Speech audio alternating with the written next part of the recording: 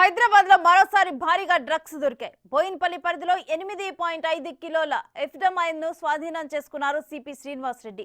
దాని విలువ 8.5 కోట్లు ఉంటున్నట్లుగా తెలిపారు. ఈ డ్రగ్ ను కూల్ డ్రింక్ లో కలిపి ఇచ్చి అమ్మాయిలపై అఘాయిత్యాలకు పాల్పడుతున్నట్లు సిపి చెప్పారు. ప్రధాన నిందితుడు నాగరాజుతో పాటు మరో ముగ్గురిని అరెస్టు చేశామని తెలిపారు.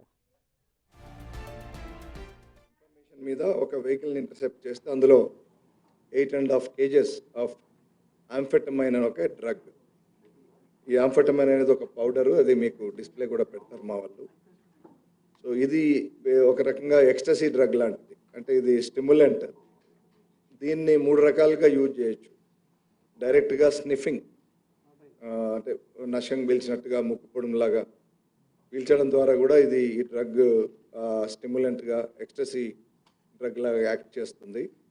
మూడోది వాటర్లో కలిపి ఇంజెక్షన్లకు కూడా, ఇంట్రావెనస్ ఇంజెక్షన్లకు కూడా తీసుకుంటుంటారు. ఈ మూడింటి ద్వారా కూడా ఇది ఎక్స్టసీ డ్రగ్ కాబట్టి దీనివల్ల ఓవర్ ఎంతూజాస్టిక్ అండ్ అదే ఎక్స్టసీలోకి వెళ్ళిపోయి then that impact and based on that the various other kinds of crimes also will happen. ముఖ్యంగా ఇది because it's very easy to mix in water or cool drink కాబట్టి దీన్ని use చేసి, ఈ ఆంఫెటమైన్ అనే డ్రగ్ని యూజ్ చేసి గల్లిబుల్ విక్టిమ్స్ ఎవరైతే ఉంటారో, ఫస్ట్ టైం నిదానంగా డ్రగ్ అడిక్ట్ చేయాలనుకున్నప్పుడు యువతి యువకుల్ని చేసే ప్రమాదం ఉంటుంది. తర్వాత కొన్ని పార్టీల్లో గతంలో ఇవి యూజ్ చేసి అమ్మాయిలకు కూల్ డ్రింక్లో తెలియకుండా ఇచ్చి ఎక్స్ప్లాయిట్ చేసే కొన్ని మనం సంఘటనలు కూడా చూసాం.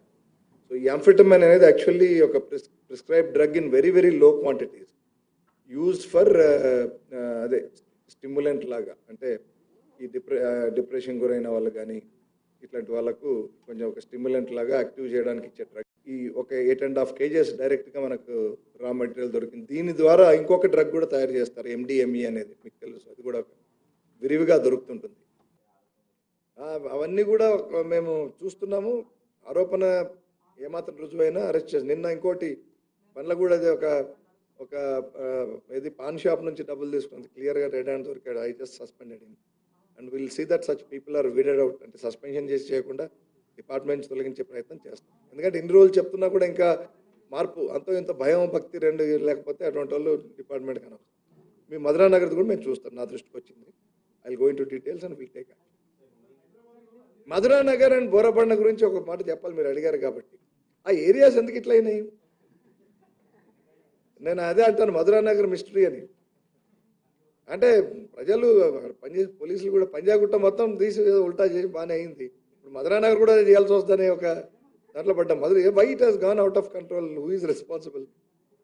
విల్ బ్రింగ్ ఆర్డర్ సర్టన్లీ రాబో రోజుల్లో, బట్ కొంచెం చాలా మిస్టీరియస్గా ఉంది అది ఆ ఏరియానే.